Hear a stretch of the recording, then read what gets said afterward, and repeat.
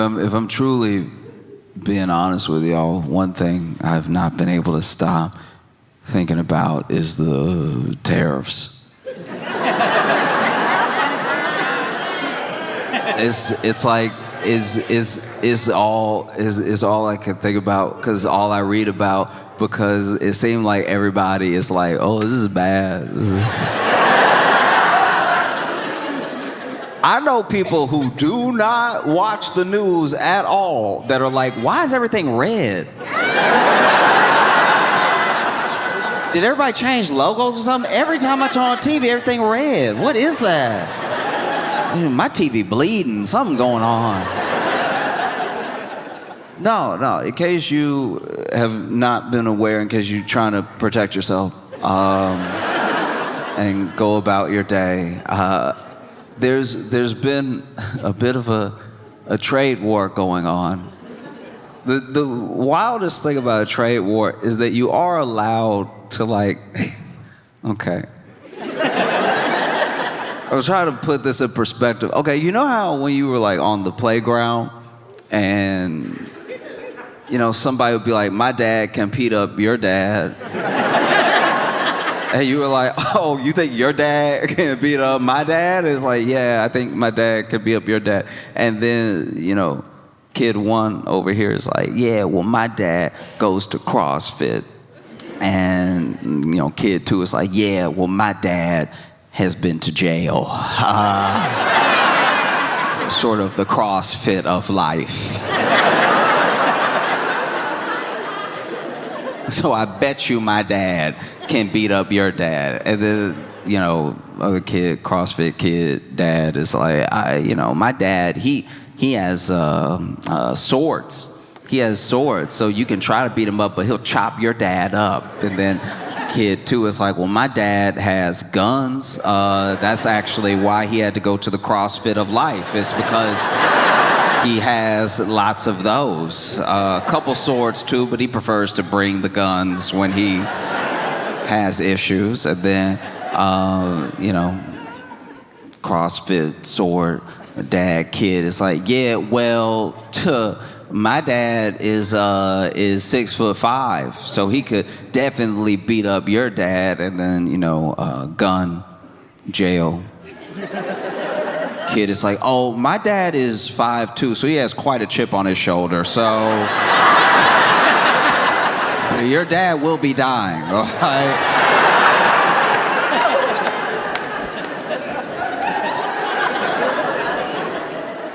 And that's kind of what a trade war is like. You know what I mean? It's like nothing has to happen in the moment, but it is a lot of being behind the desk like, I bet you my economy can beat up your economy.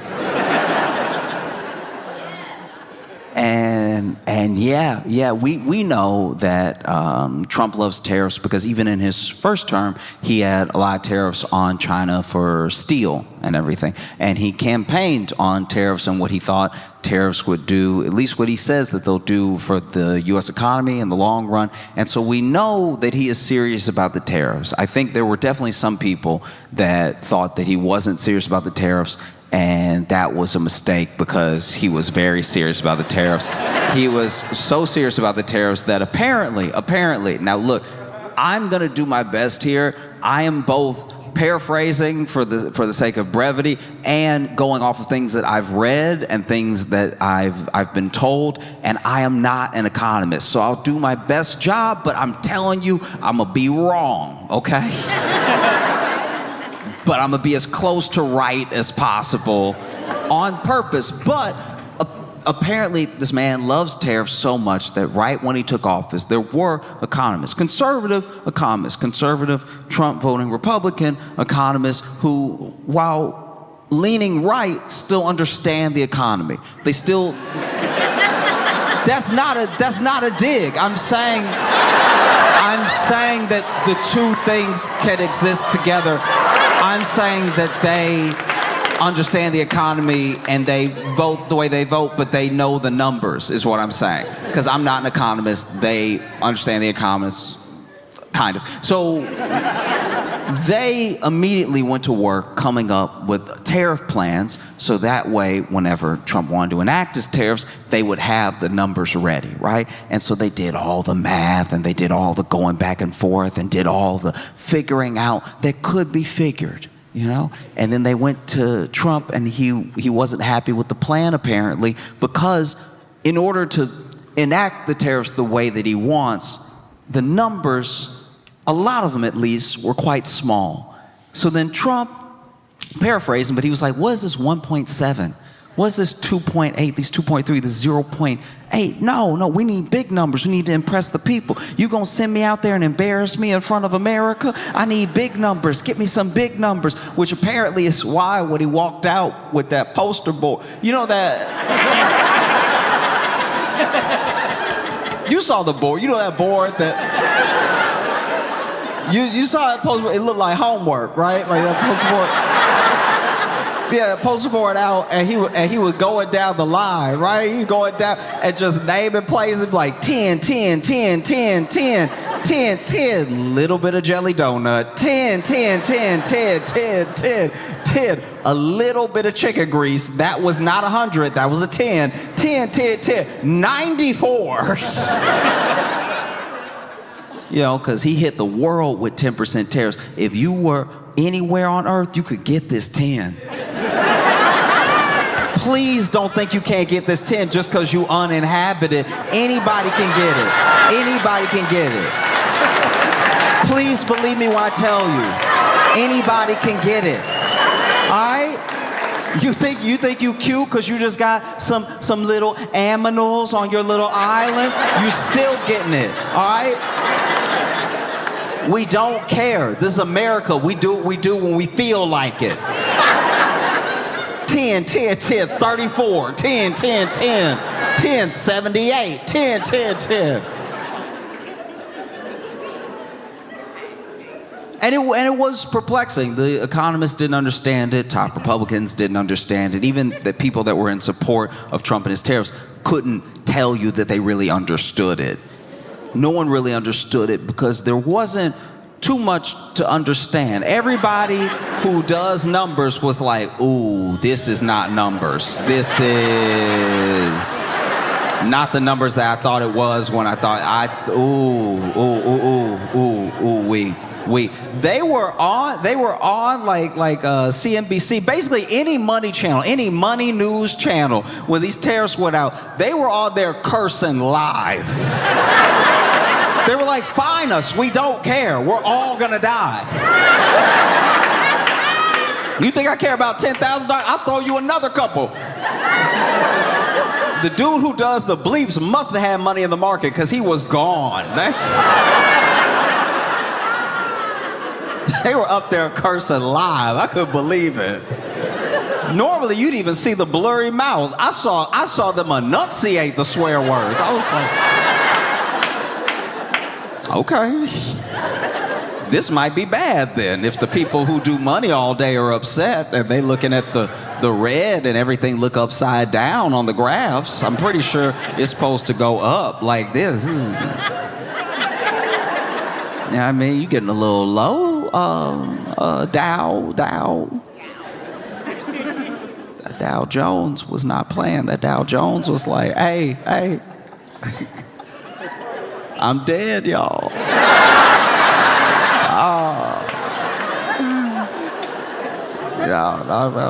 No. Yeah, that S&P 500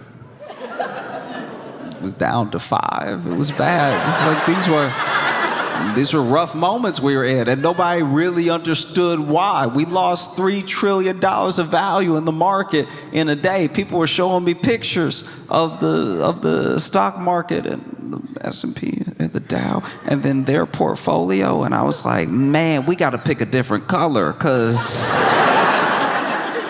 that much red ain't good for your eyes. But yeah, apparently, there were economists that tried to figure out something that would do what Trump said they wanted to do, but he was like, no, I need to go out to the people and really make a statement, and I need to make a statement for the other nations so they take this thing seriously. So, 10, give me some 34s, give me some 55s, I'll take anything, just bring it all to me. And they were like, sir, that isn't math.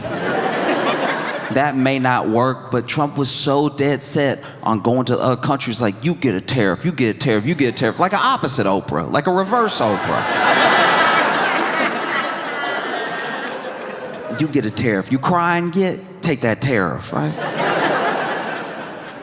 And now this part, I hope, is not true. I'm repeating it because I've read it like in 5 different places. It's been told to me 3 different times, but apparently he sort of sent away the plan that the actual economist wrote up, and then he asked someone else to draw up a plan that would do the tariffs truly bigly, right? Like we really making a statement. And in doing that, they did, apparently, I don't want this to be true because it means we're all doomed, but apparently they did ask ChatGPT what to do with which I don't know. I feel like even when they typed that in to ChatGPT, Chat was like, you sure, dog? Like,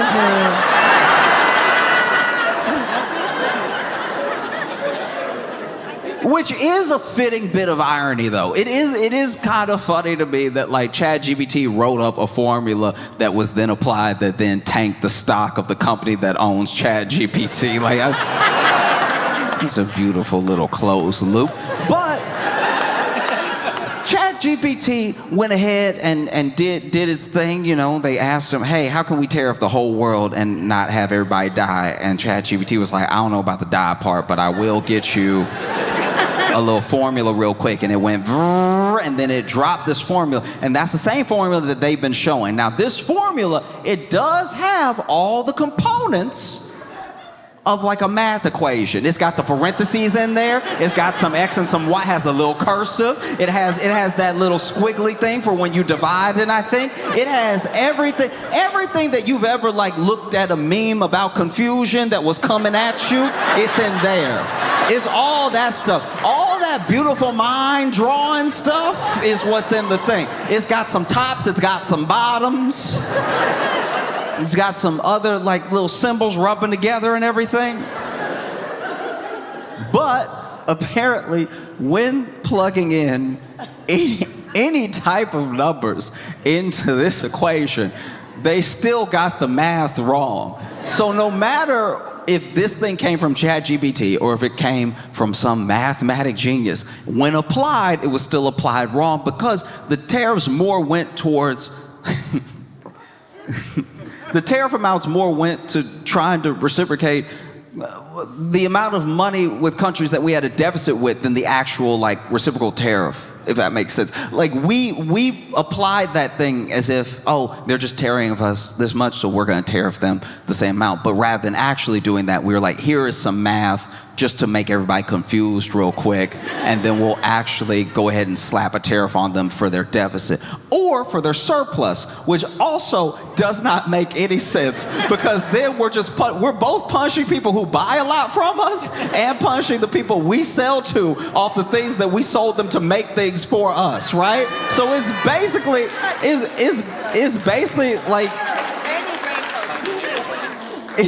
like being in a bad marriage where like it's like being in a bad marriage where it's like, well, I don't know why you hate me. You married me. Like, I'm just over here being your husband. I don't really get why you so mad at me right now. Ooh, you hate me, but you married me. Anyway. And so that is partially where we landed, which is distressing. That first day, these tariffs get applied, the markets react and everything, and $3 trillion of value is just gone, sort of wiped out in the moment.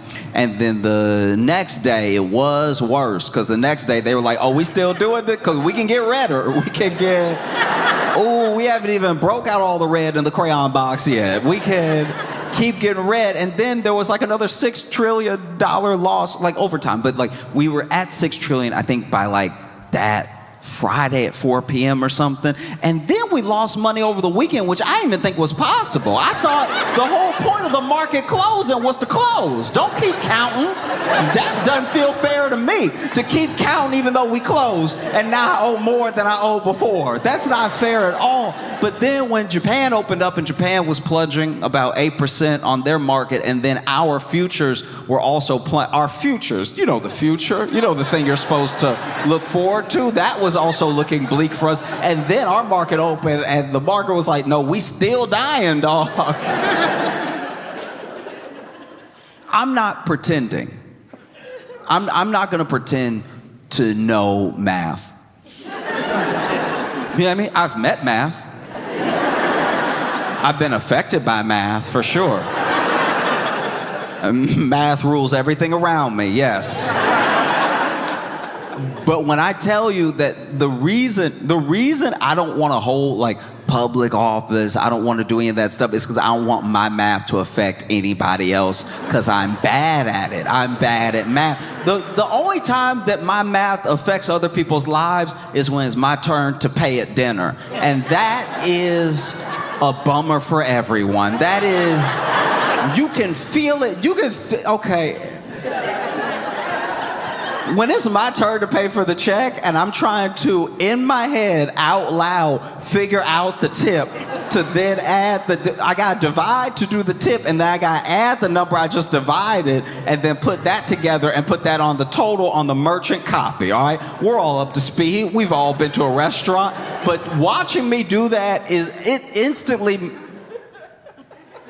instantly feels like when the teacher would make you read in class, but you knew a big word was coming up. You had been trying to sound out this word while the teacher was talking about some other stuff, because you had already counted the paragraphs. The teacher making everybody go one paragraph, and you like, okay, I'm sitting here, which means I'm 8 paragraphs away. That's my word. Oh no. And so then you trying to sound out the word in your head, but you can't sound out in your head. So you're like, maybe I'm not even sounding out right now because my head is quiet. And then they get to you and it's your turn to read, and you're like reading all good, killing it.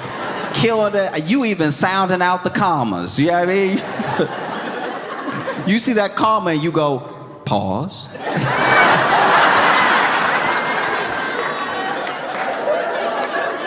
And then you finally hit that big word and you like, all right.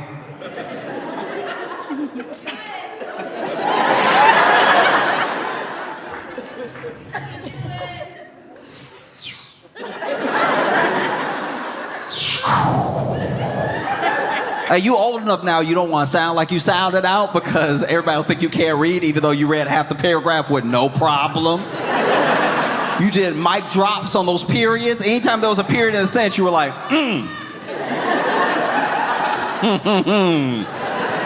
this good textbook right here.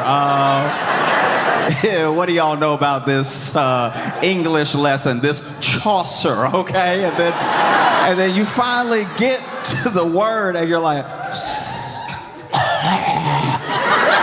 that's a cough. That was a cough. That wasn't even me reading just now. That's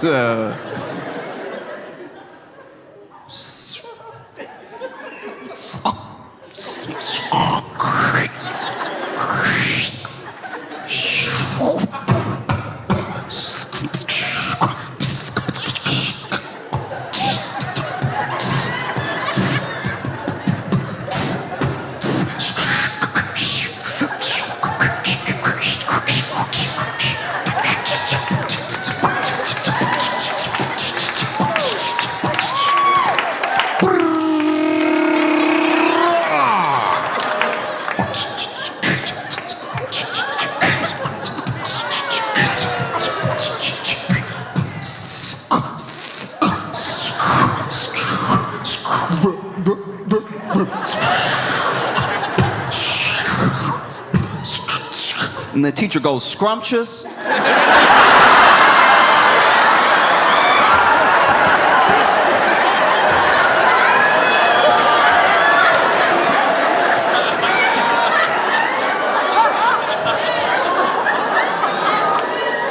I was getting to it. Oh. I was getting to it. I was just trying to enjoy the word. I was trying to chew on the word. You the one getting all impatient and stuff. You trying to teach us patience. You're not even patient.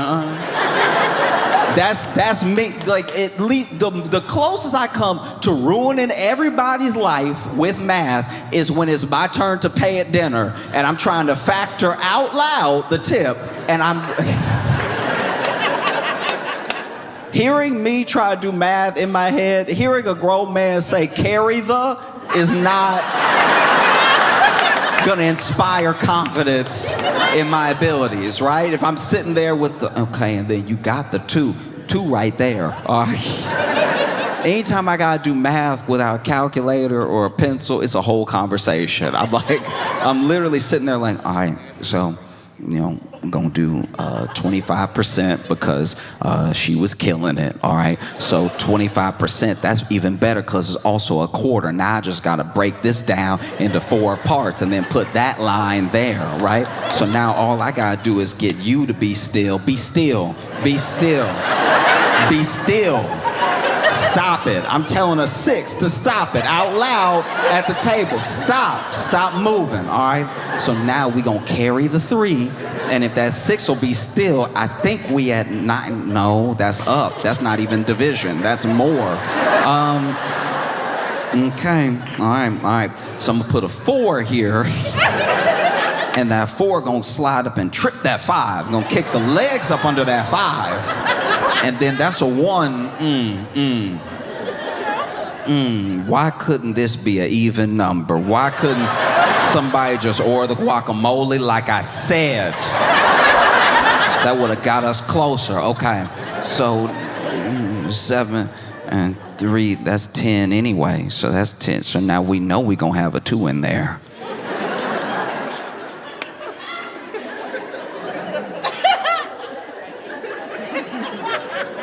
I know y'all want to go. All right? Get in the car then. Get in the car. I'll follow.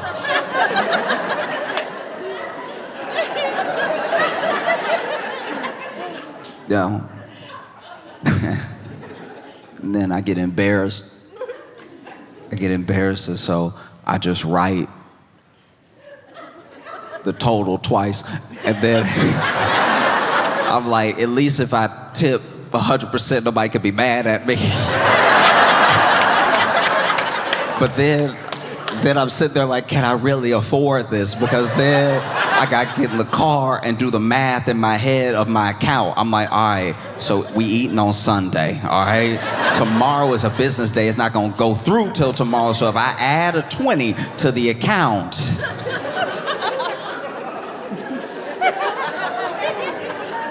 ooh, I'm overdrafting hard. Oh, I don't know what the number is, but I know that fee gonna hit.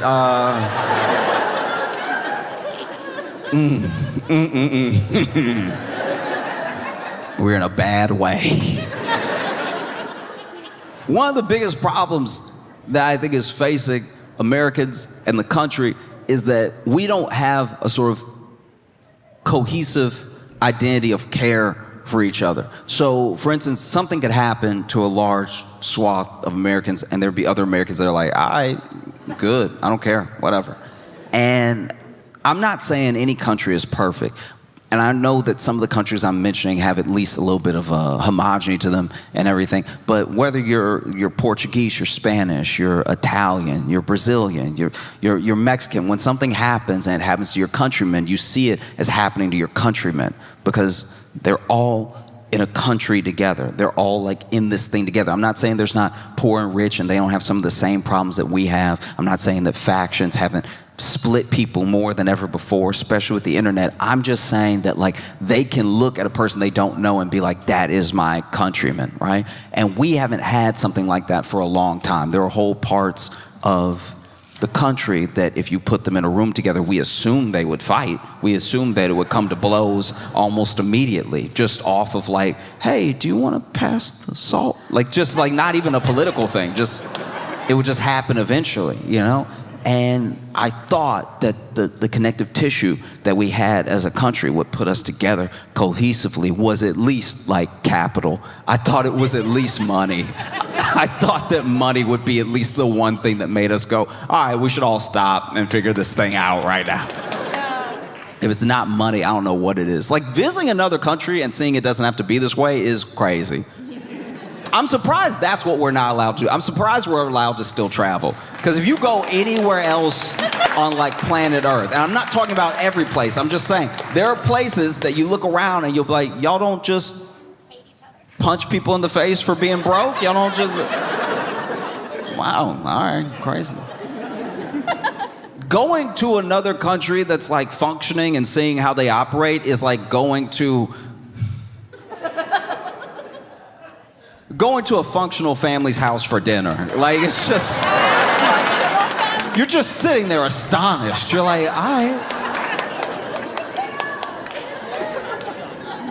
everybody here? Everybody sitting at the table together? All right. Got mom, got dad, got kids, and invited me over as a guest, and y'all just all smiling. As the dad, you're just sitting there. You're just sitting there asking your kids about their day. Their day at school.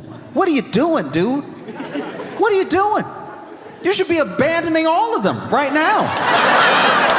You should be abandoning all of them. You should be going to Vegas and putting it all on black, and then you win. You actually win. You doubled your net worth in a day, and then you put it all on red because you had a feeling, and then you lost it all, and then you're sitting in this casino's cafeteria where there's very nice food, but somehow it's still like a disgusting cafeteria, and you've got these crab legs and these lobster tails in front of you, but you're wondering what you're going to do after tonight because there's nowhere to go because you left home.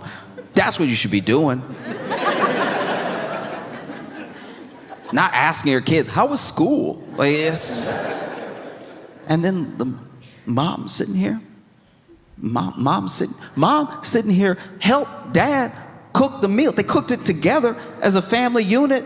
You know, they didn't just fall into general norms. You know, they figured out that he bakes good and she makes great chicken. So she made the chicken, he baked some bread and everything. And it's all on the table together. They're watching their children eat it for the nourishment of their bodies. Food that they bought through the work that they do. They both work jobs. You have to be a 2-income household now. It can't just be one person working. And so they worked really hard and they bought that food and they cooked that food to the best of their ability. And now it's going to feed their children and give them good nourishment for their bodies. And they don't resent those kids at all. And that's crazy. Like, why aren't you looking at these kids like they ruined everything? Why aren't you telling them what you did before they were born? Like as a dad, you should be telling them, I used to dunk.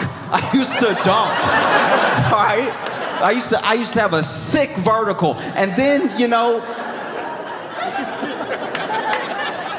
you came along and I was trying to put your car seat in the car and close the door too fast and slam my knee. I'll never jump again.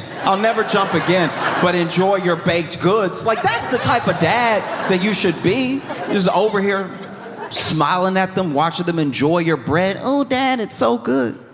And as the mom, you're over here working a job, cooking as well, and not resenting anyone here. You did a great job cooking. Rosemary chicken, it's delicious. Succulent, not dry at all. How'd you manage that? How'd you manage not to dry it out? The rosemary's perfectly on there, and you shouldn't be here. You should be cheating. You should be cheating to give your kids something to fight against, okay? You want to make your kid a star athlete, you go out there right now and you cheat. You break up this family so that the only solace they can find is baseball, and then they just hit dinger after dinger every game because they're hitting their trauma. And then one day a scout from a good college, a college they couldn't possibly afford because it's not a 2-income household anymore. One of those colleges comes to scout this kid, and they're like, man, that kid's got talent. And we have to get him on this school's team, full ride. He goes from that full ride to AAA minor into the majors. And then one day, they're interviewing him at the end of a game where he's hit the dinger that won them the World Series. And he's like, hey, I don't know where, I'm sorry, I'm getting so emotional. I don't know where, like, my mom and dad are, but just know that I love you and I hope you're watching. And I did this for you, okay? I did this for you. I love you so much. You should be doing that instead of just helping them with their homework.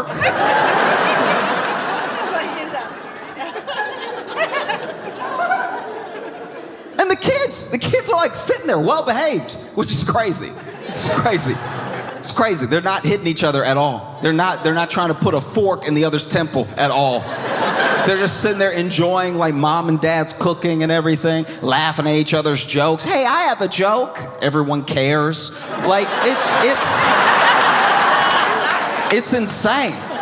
You're sitting at a table as a family in America. This should not be happening, all right? You know, as the son, you should be sitting there yelling at your dad, give me back my skateboard or I'll kill you. Like that's more our speed, you know?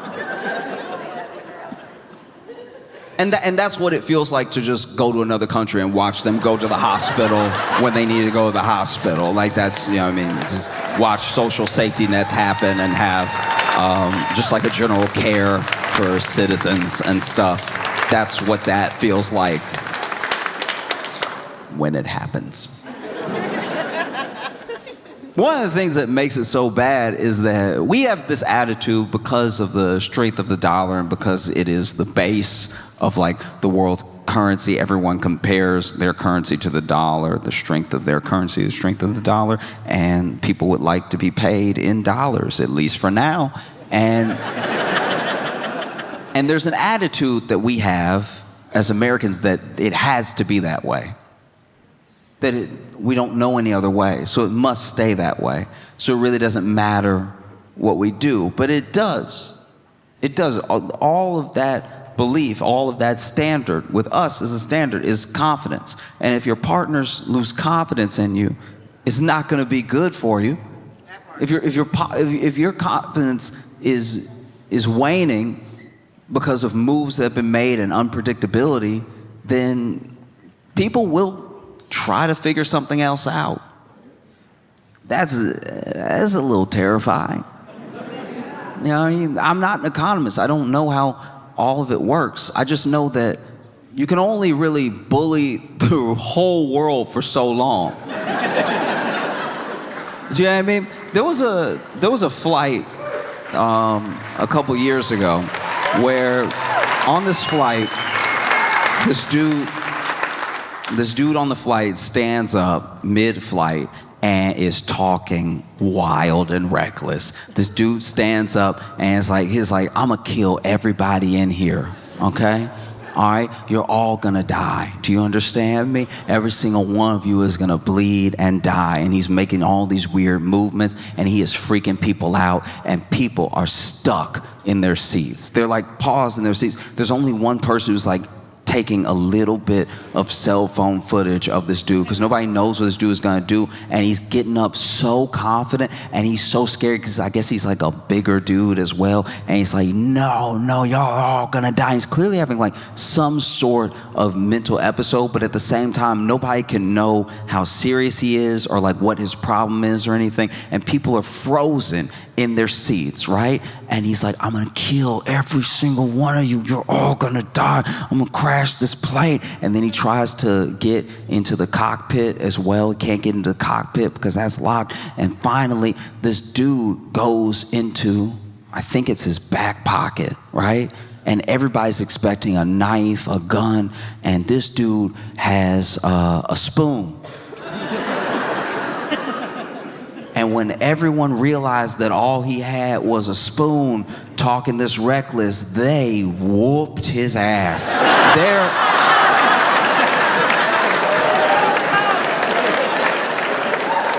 There was plenty of cell phone footage of that.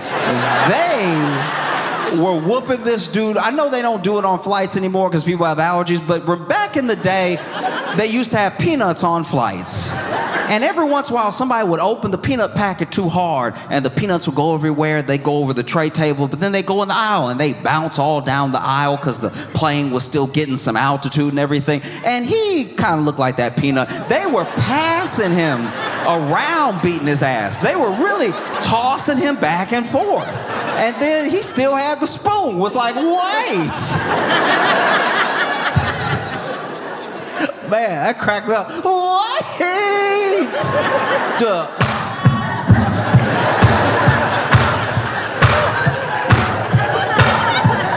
They made that man sound like tennis in there. That man, he was using the spoon a little bit. He was like, man. And people were like, all right, fingers and eyes. There were other people who never got the chance to beat his ass that just watched it with their phones, and you could see them just with the eyes going, ooh. And then they restrained him, and then they landed. Cops got on the plane like, damn.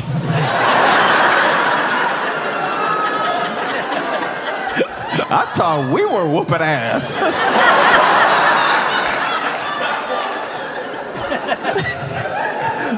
Man, this man tied down to the seat with seatbelts and duct tape and still got the spoon.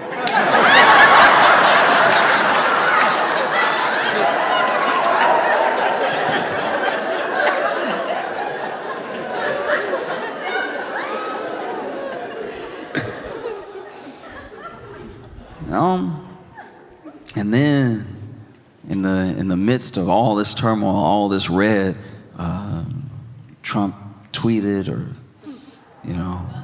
great time to buy. That's the most unserious thing I've ever heard in my life. Honestly, look. Admit it for a second to yourself. You don't have to say it out loud, but just know in your heart, if this was any other country, you would be laughing your ass off at that. That is very, very, very funny. That is so inappropriate and so funny at the same time. It's basically like somebody driving the car towards your car accident going, wee!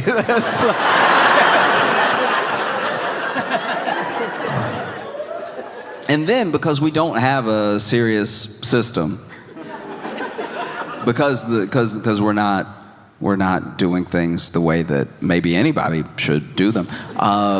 Somebody from Trump's administration, I'm pretty sure his cabinet, and I don't want to say the wrong name, but just know that they're in his circle. They went on, maybe it was CNBC, it was one of the major news networks, and they were asked by the anchor, do you think there's any possibility that all these tariffs, all this stuff going out is really just to raise the alarm bells, and that there's a possibility of a sort of 90-day situation, just like with Canada and Mexico?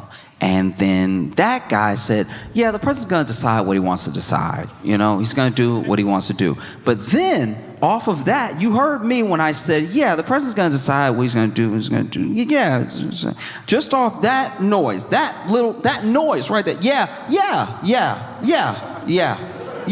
Yeah. Someone clipped that and tweeted the yeah. And then they said that there was about to be a 90-day pause. And then the market went up $3 trillion because we are not really here, I guess. Like, that's one of the craziest things I've ever heard. I knew money wasn't real before, but I didn't know. That's a noise. He didn't even give it a full yeah. Yeah.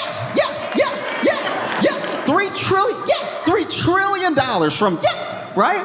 And then it went back down again because the White House came out and was like, we never said that. And so it dropped all the way back. And then like 2 days later,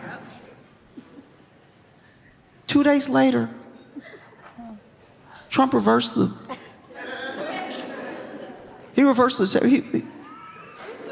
2 days later, he was like, yeah.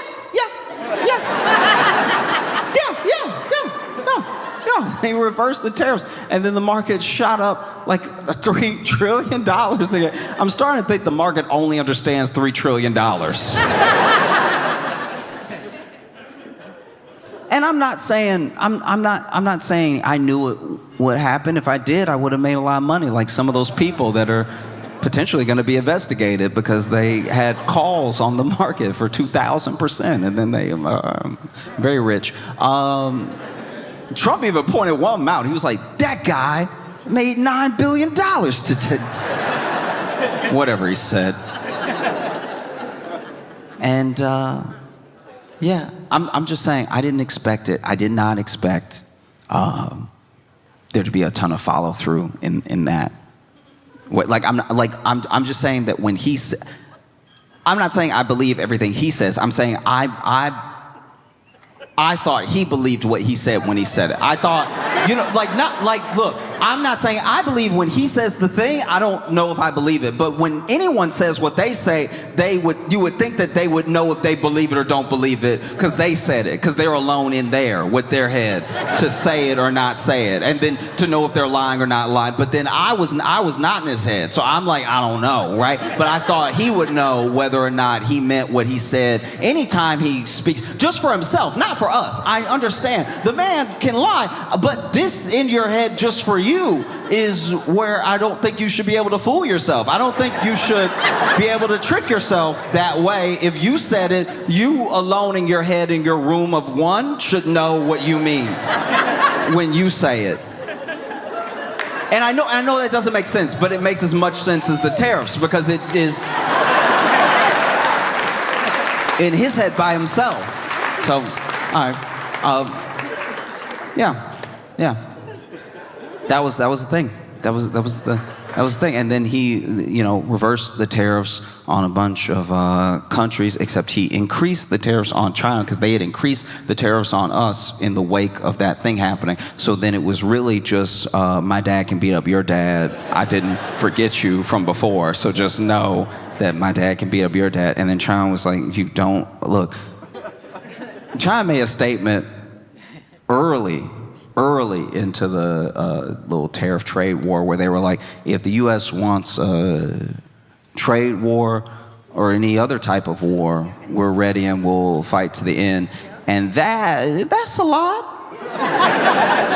That's a lot. I thought we were talking about numbers, and that's another place to take it. And then Trump raised it to like almost 150% on. And this is my thing. I'm not an economist. I don't even know math. But can we at least keep the percents in the 100, please? You know what I mean? Because we're getting into some dangerous territory. The only other place that percents have gone over 100 and has been bad for people in this way is Maury. Maury had people on that were 1,000% sure, and they couldn't have been more wrong. They could not have been more fundamentally incorrect. One of my favorite, in case you're not familiar with Maury, in case you have not been blessed with the afternoon programming, the after school watching that was Maury, there were episodes of Maury. Maybe my favorite episode of all time was white woman, white man, black baby, fraternity episode. That was art. So white woman over here, and she's like, that's his baby, Maury. That's his baby. Why won't he take care of his responsibilities more? Okay, so we dated for a while. We would hook up from time to time, and then we broke up. So I was out. You know what I mean? I saw some people, but that's his baby. Look at it. The baby got a head. He got a head. That's his baby. All right.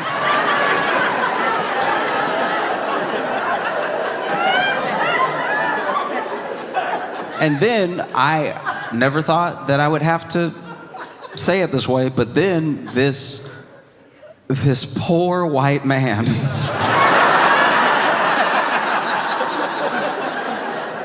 had to, in real time, navigate, making sure everyone understood he was not the father while not saying anything horrifically offensive.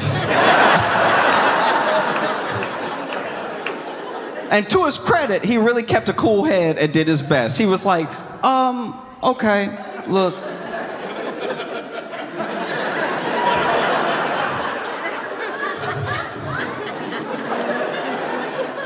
We all God's children, all right?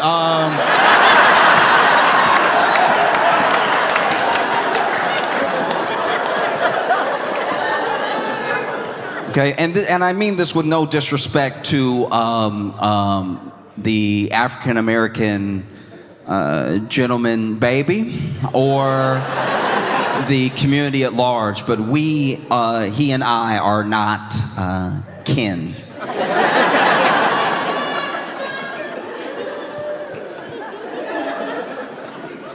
And then Maury, who is normally the voice of reason, who you think would have his back,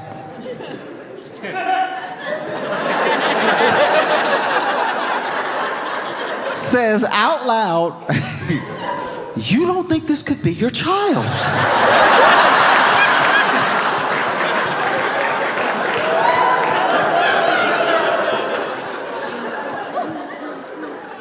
And this man is sitting here like, Maury, don't make me say it.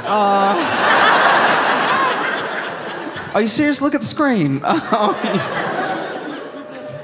And then he read it out. He was like, the DNA results are in. He pulls it out of the envelope and he goes, when it comes to the case of 2-year-old Dalmontravius.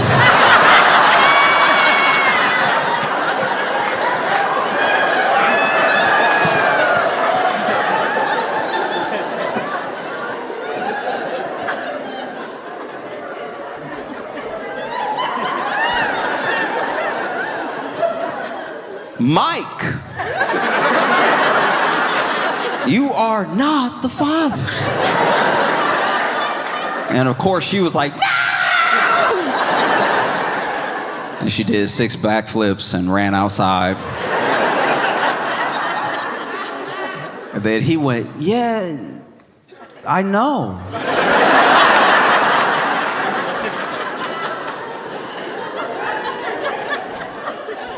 Y'all be blessed. And that's my thing. It's like if you're gonna be more than 100% sure, you have to be so sure. You have to be right. You have to be correct. And China came out with a statement. I think it was today. It might have been yesterday. I don't know. I just saw it where they were like, due to the U.S. Tariff raise, we will be raising tariffs 125%, and any other raises the U.S. will do in retaliation will be inconsequential and will be seen as a joke in the history of economies. And I'm just saying, maybe you don't want to get into a math contest with China.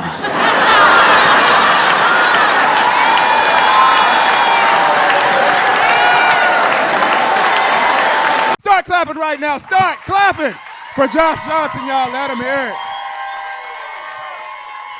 it. I've been genuinely obsessed since I saw it from the moment that it happened. It was around Thanksgiving, and what a thing to be thankful for. Wow.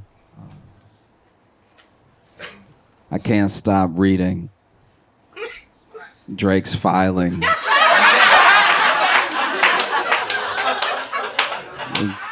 Drake's court filing, suing UMG. I mean, Drake suing UMG, Spotify, I think iHeartRadio, yeah. Like, he's suing everybody but Kendrick. Like, all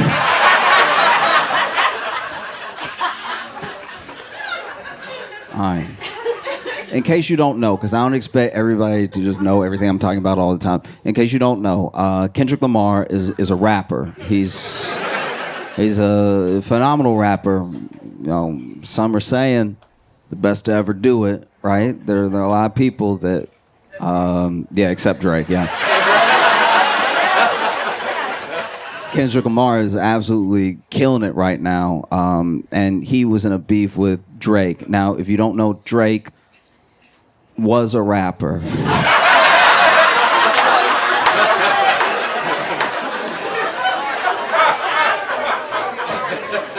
He was a rapper until Kendrick Lamar rapped while he was rapping, and then they did it at each other, and it did not go well for Drake.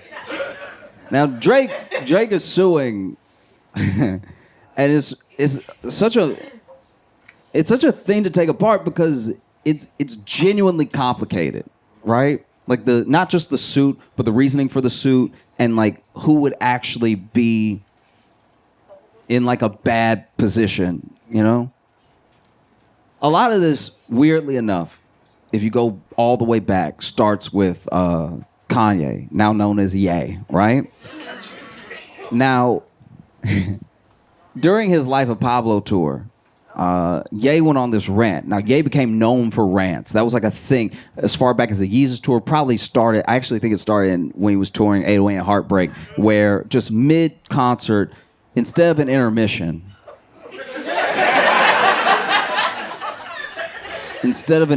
he would go on a wild rant, right? Like, and sometimes the rants would have some genuine little nuggets in them of like, oh, that's an inspiring thing that he said. I'm gonna hold on to that. And then sometimes it would be full of things where you were like,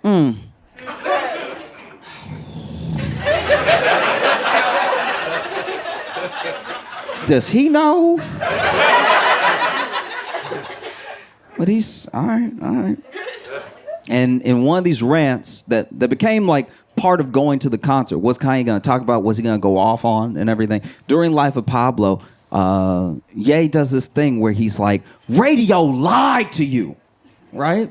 Now, Ye is probably one of the most imperfect messengers of our time. Like, it's sometimes, hear me out, once in a while, sometimes he has something to say that has genuine value in the industry. There are things that he says that are inspiring to anyone who takes inspiration from it, right? And there are some times where he's like so unclear, but he's like about to get there, right? And this was one of those moments, because what he was basically saying was that Drake and some of these artists, they were being artificially pumped up. They were being force-fed to us. We could not get away from them. And he took issue with it because he was like, look, you're being lied to. Something is being sold to you that is not genuine. Something is being sold to you that is completely artificial. It's a machine built by an industry to take your money. The thing that you're being sold has no soul to it. There's no artistry to it. It's just like a complex compound to take as much money from you as possible, maybe to give you the feeling of something genuine, but it's not there, I promise you. It's all been talked about behind closed doors. They've all come up with a plan to take as much of your money as possible, to take as much of your attention as possible, and to have you feeling like you're connected to some of the most hollow people who have ever lived, right? But instead of saying that, he goes, radio lied to you.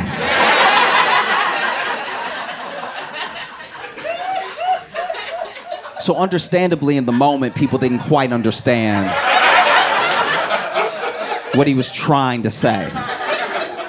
You know? And then there's another interview more recently during the beef when it started where, you know, Ye basically says he was, and it's something that a lot of Drake stans brought up, where he was like, a lot of us involved were just so excited about the destruction of Drake, you know? And they were excited because depending on who you talk to, Drake been a menace for a minute. Like Drake has been sleeping with people's very significant others.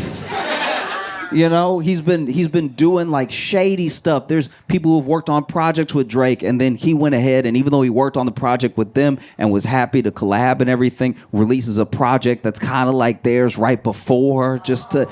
There's things he's being accused of that are like, none of it is illegal, but a lot of it is terrible, right?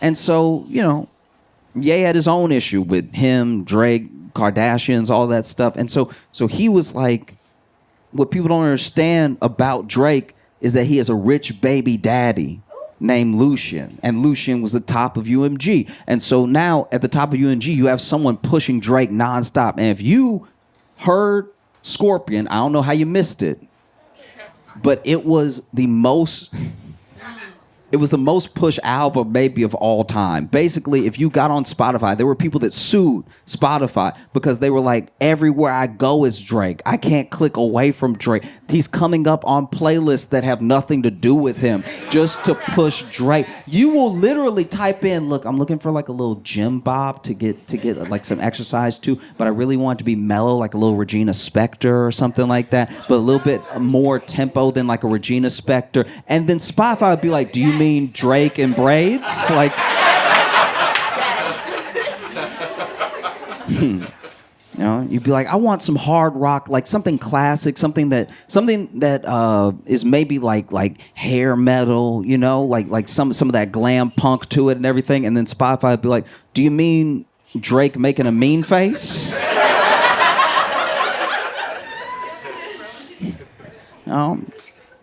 And you know, he files these lawsuits, and the internet comes for him. They come for him in a way that I thought the beef was bad, but the way that the internet came for this man when he sued, they were calling him Aubrey Graham Cracker.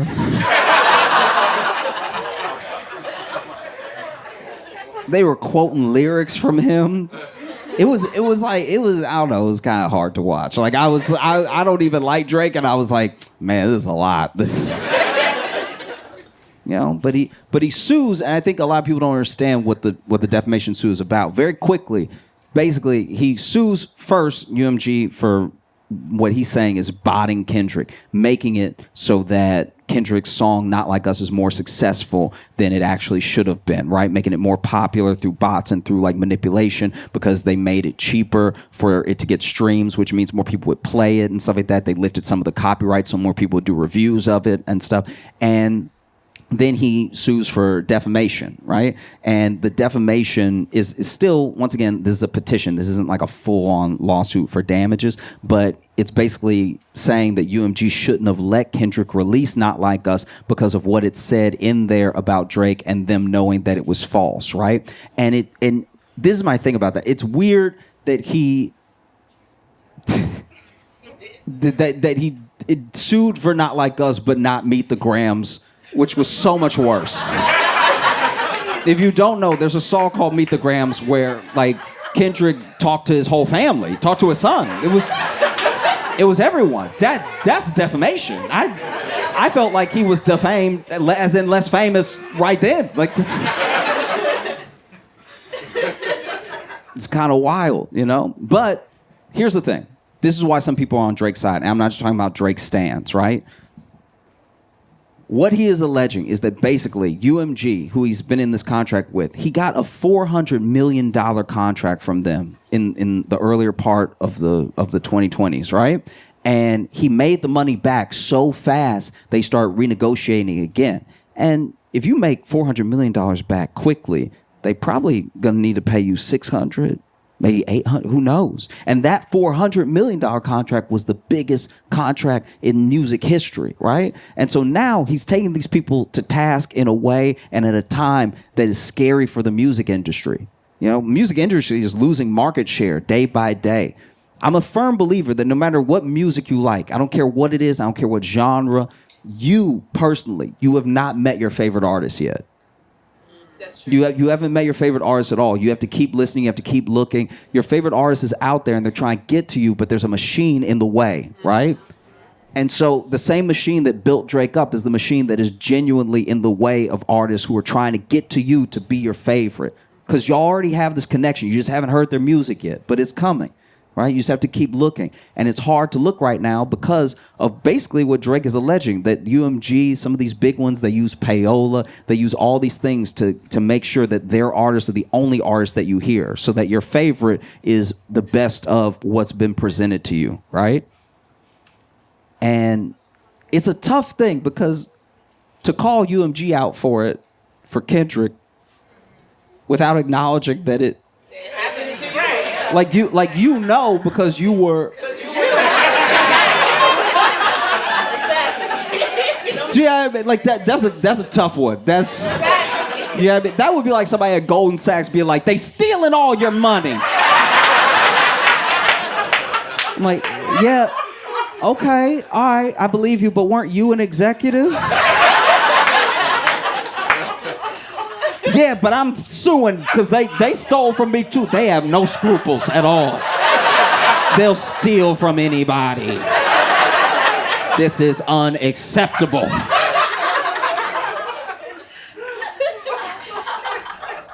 You know?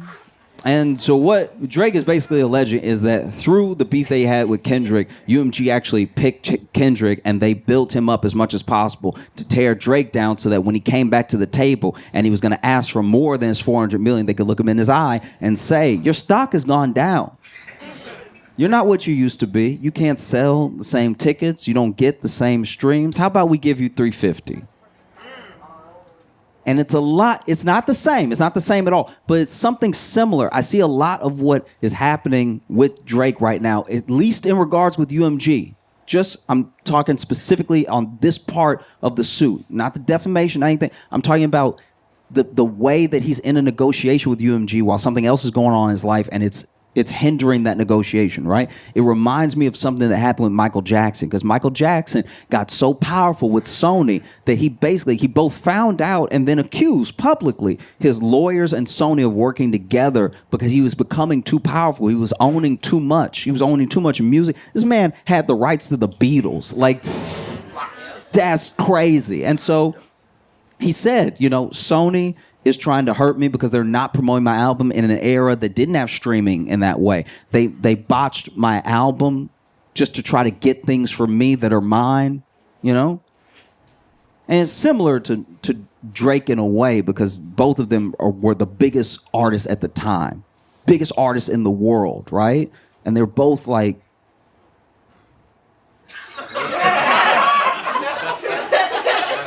just hear me out. They were both.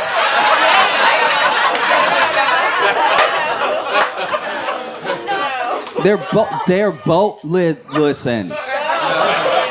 They're both black men that everyone called white, right? And I think that some of that, a part of that, is definitely present in people's feelings on the suit, right? Because there are some people that obviously think it's funny. I kind of think it's funny, you know what I mean?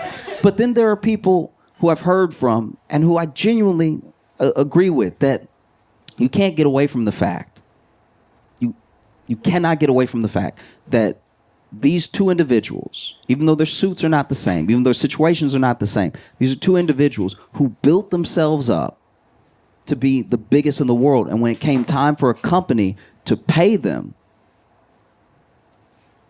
maybe they did whatever they had to do to not have to do that. Now, I don't believe, personally, the botting thing, because people genuinely were dancing to not like us. People were genuinely losing their minds to not like us. Like, I guess I believe the bot angle that Drake has if he thinks all black people were bots. Like, that's kind of what it would take. You know bots. You know how bots be. And look, when it comes to the bot thing, I'm not gonna lie to you. I've done a version of what Drake is doing in my head, just personally, because bots are all around us, and they're actually one of the reasons we fight so much. You think that everyone disagrees with you online. I'm not saying everyone agrees, but not everyone has the vitriol waiting for you, that it feels like it. We found that a lot of some of the nastiest things that get said online are bots from other countries just to stir people up. And the bot has no investment in whether or not you actually get outraged, but it's just rage bait that's literally made to whether it's to keep you on an app or to distract you. Bots are everywhere, right? And I sometimes take that to my emotional advantage. Like if I get into an argument with somebody online and they make a good point, I'm like, that's a damn bot right there. That's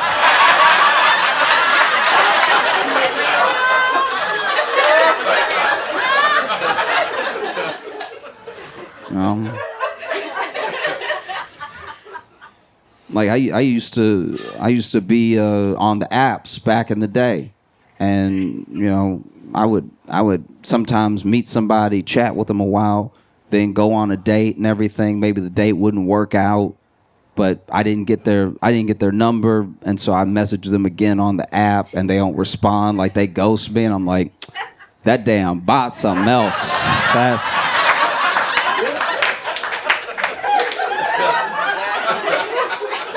These bots are out here wilding, right? Like, you know.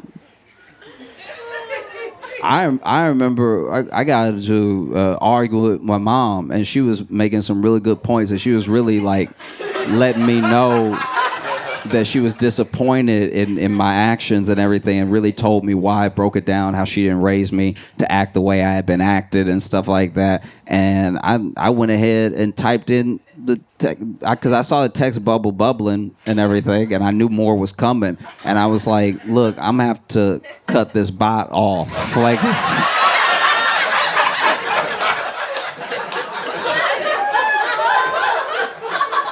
Don't have time for bots. It's a good tactic to take. Anything in your life not going the way you want, call it a bot.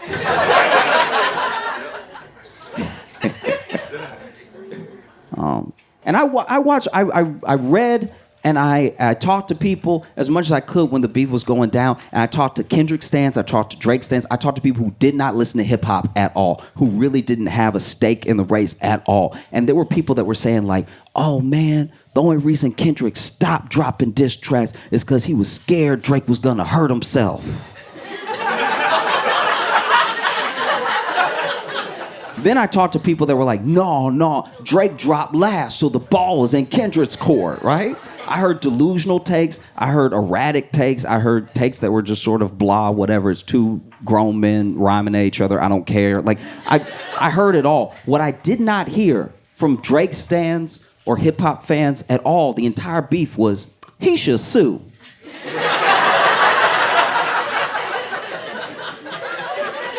That smells like a lawsuit. Never came out of anybody's mouth, right? And so understandably, there are people that are upset with Drake for suing, because it's like, wow, if you sue and then you win, what does that do to battle rap? What does that do to hip-hop? Hip-hop literally has artists talking about other artists being like, I'm going to sleep with your baby mama. Will they still do that if that person can sue for damages? There's something that is that's like linked, that can't be broken about hip hop and a sort of distance from power, right? Like if you're in the streets, or if you are street, you're not supposed to be in court unless they catch you. You're not supposed to. You see what I mean? It just feels a lot to me, everything that's happening right now between Drake, Kendrick, and UMG feels a lot like what happened between Deontay Wilder and Tyson Fury in boxing, right? Because you look at Tyson Fury and Deontay Wilder, two heavyweights. In case you've never watched boxing, I'll make it very simple for you. Two heavyweights in the world that were number one and number two, right? And we rarely get that in a lifetime, that the best in the world is fighting the second best in the world. And Tyson Fury is a world-class boxer, and Deontay Wilder hits really hard, okay? He's not quite as good of a boxer as Tyson, but he hits so hard, you think that he must knock the soul out of people, right? And so, sure enough, they fight. And in the first fight, Deontay Wilder knocks down Tyson Fury in like such devastating fashion that when he hit the ground, personally, so he got knocked out for a second with his eyes open, and I thought he was dead. I was sure I had seen something terrible. Like I was sitting there just looking around, even though I knew I was the only one in the room.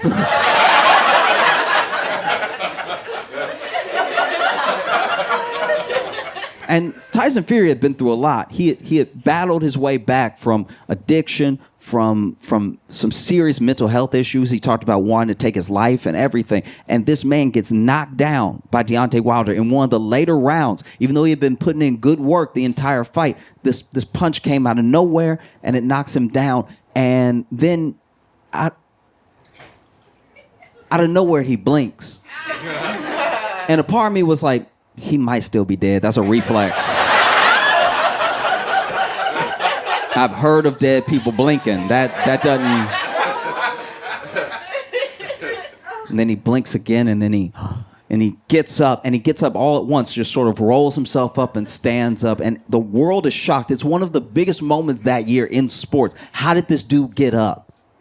That feels impossible, right? This man sits up, stands up, and even Deontay Wilder is like, I thought you were dead.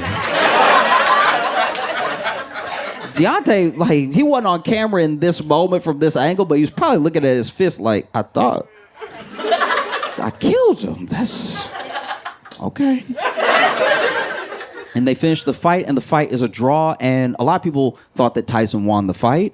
And a lot of people said that it was a draw because boxing is rigged and it's corrupt and everything like that. I'm willing to believe both those things, but basically they did have to fight again because it was a draw. So neither one of them had lost their O yet, right? Second fight, Deontay Wilder shows up ready. And in his mind, he's like, I almost killed this dude the first time. So I'm gonna knock him out this time. It's gonna be simple. It's gonna be easy. I'm gonna get right to it, right? I actually gave him a little too much respect. I backed up a little bit. Go in, right? And Tyson Fury beats Deontay Wilder and beats him pretty bad. And I kind of thought he might beat him because I saw the documentary in the lead up, and there were people talking about like, oh, you know, Deontay's been knocking out his training partners when they're just holding the pads and stuff. And I'm like, that sound like he doesn't have aim. That's...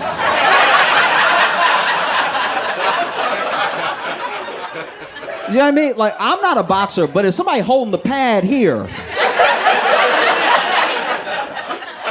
and you knock that man out, you missed.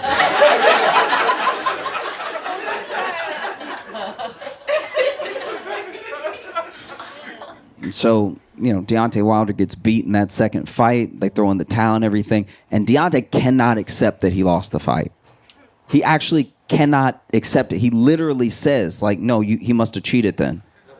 Because I almost killed this dude. This dude must have cheated. And he takes him on this long campaign. They try to investigate him, everything. They even pull out a clause where they have to do a third fight, even though Tyson wants to go and fight someone else now, and he goes on a whole campaign where he's like, no, this guy cheated. He must have cheated if he beat me because I had him. This dude, we thought he was dead. I had this dude, and then he just beats me like that. There had to have been something. Maybe he had brass knuckles in his glove. There were all of these theories going around, even in the boxing world and stuff. And that's what happened to Drake. Drake didn't believe Kendrick could beat him. He was like, no, too many people on my side. I'm too popular. I'm too big. I'm genuinely too big to fail. He thought, even though he was going into contract renegotiations with UMG, let me go ahead and have the sparring session with Kendrick. Number one, number two, going at it. It's going to get a ton of buzz. And then after I beat this dude, I'll be able to come to the table and be like, pay me my $800 million. Because I just took out supposedly the best rapper, right? And then it didn't happen that way. And so now he's saying, you must have cheated. There's no way, you know? And this is a genuine mistake. Because now, if this actually follows all the way through and goes from a petition into a lawsuit, Not Like Us is going to go into public court records. A stenographer is going to have to type out the lyrics to Not Like Us. I don't think he thought it through. Do you know what I mean? Because, and this, look, maybe this is me being a hater. This is me making some assumptions. I'm just throwing it out there. This is what I think. I think genuinely that Drake's lawyer is definitely white.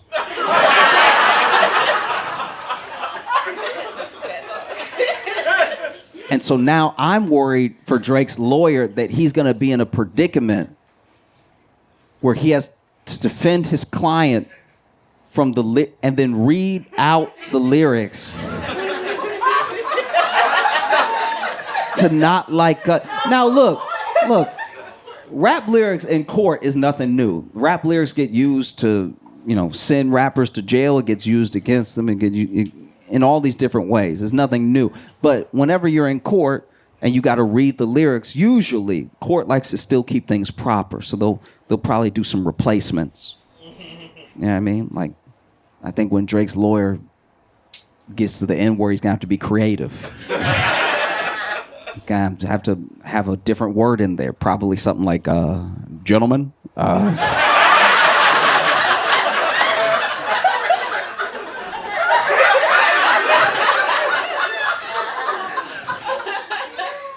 He's gonna be standing there having to read the lyrics to make his point. He's gonna be standing in front of maybe a jury. Who knows, right? He's standing there.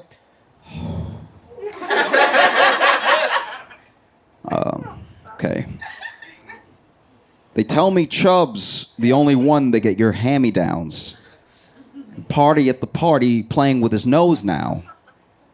And Baca got a weird case. Why is he around? Certified lover boy. Certified...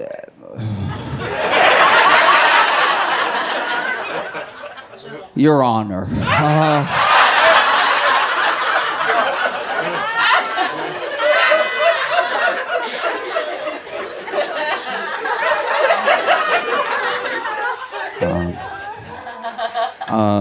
Wop, wop, wop, wop, wop.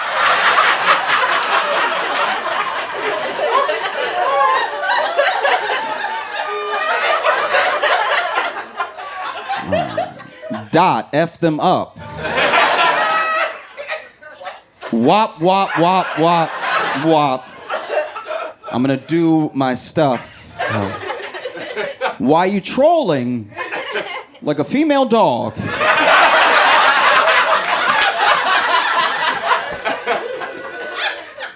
Ain't you tired? Trying to strike a chord. And that's a lot of O's. And it's probably A, I mean, I'll try. A.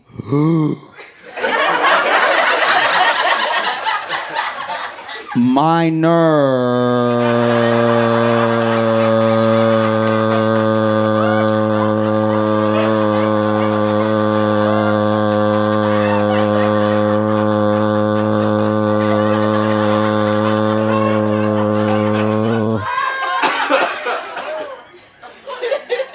I'm sorry, I'll do one quick correction here. They're missing an apostrophe R-E here. They're not like us. They're not like us. They're not, actually, I'll just take away the contract. They are not like us. They are not like us. They are not like us.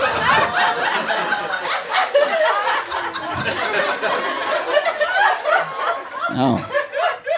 It's brutal. It's absolutely brutal, you know? And I'm torn because there's things in this suit that if it goes through, if they can prove that UMG and even some of the other big labels are still using payola, maybe they have to do such a big payout that they make it not worth it to do it again. You know, that's a genuine hope that I have. Or maybe the government can look at these labels, look how much power they have, and you know, it's unlikely, but break them up a bit. Right? They're already losing market share with us, the people. They already don't have the power that they used to have, right? No matter how much they push, no matter how much they repeat, sometimes it just doesn't work. Because we know they're doing it, by the way. We already know they're doing it because we know when we look at charts and they're like, this is the top artist. And we're like, who?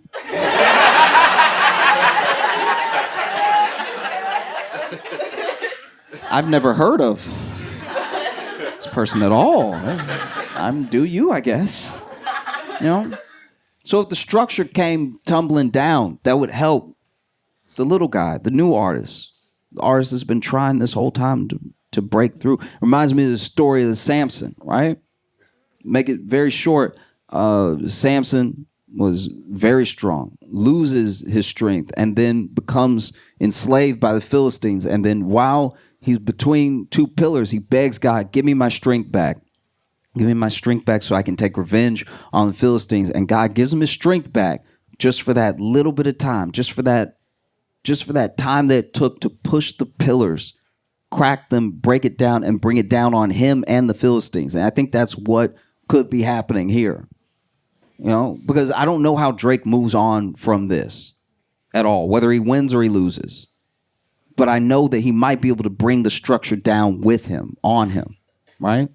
And there is a genuine part of me that's split because I don't think that the bots thing happened in that way. I'm sure that generally it happens with every big artist. I will say that. I think no matter who you are, there's probably bots pushing, pulling, whatever. I don't think it's enough to make someone number one, but I do think that it must just happen, right? But the part that I can't get over is that, like, as much as I don't like Drake,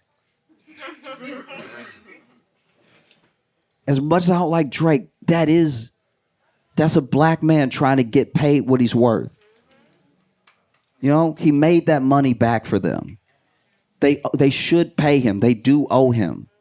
And I don't think they used Kendrick. I think Kendrick is not only an incredible artist, but he was at the right place at the right time. I think if this beef had happened in any other time, maybe it wouldn't have gone the way that it went. I think Kendrick is smart with his timing. He's obviously brilliant with his music. And I think that he knew this is it, right?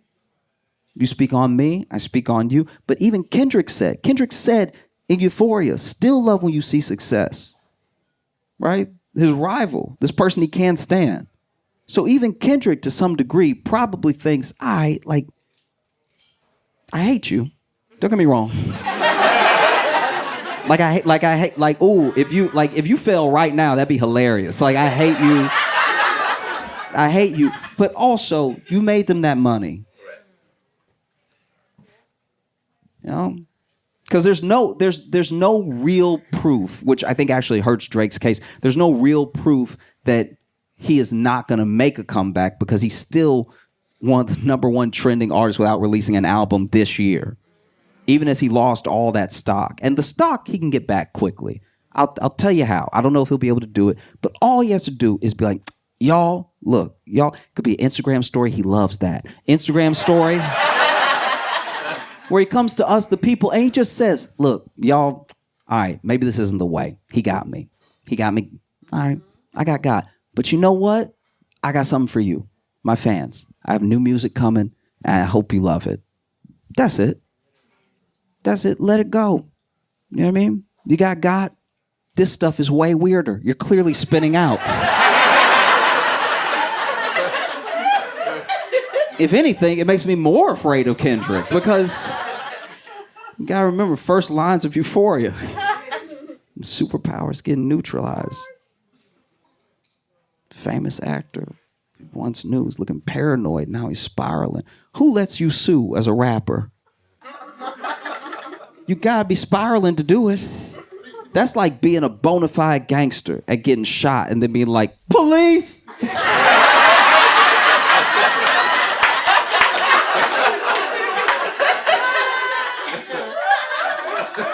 You know?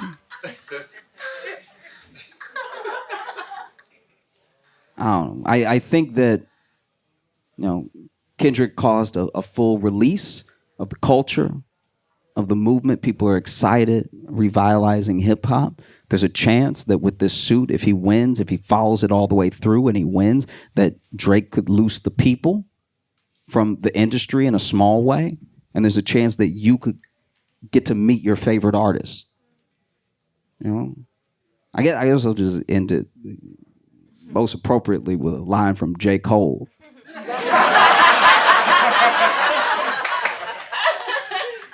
I love to see a black man get paid.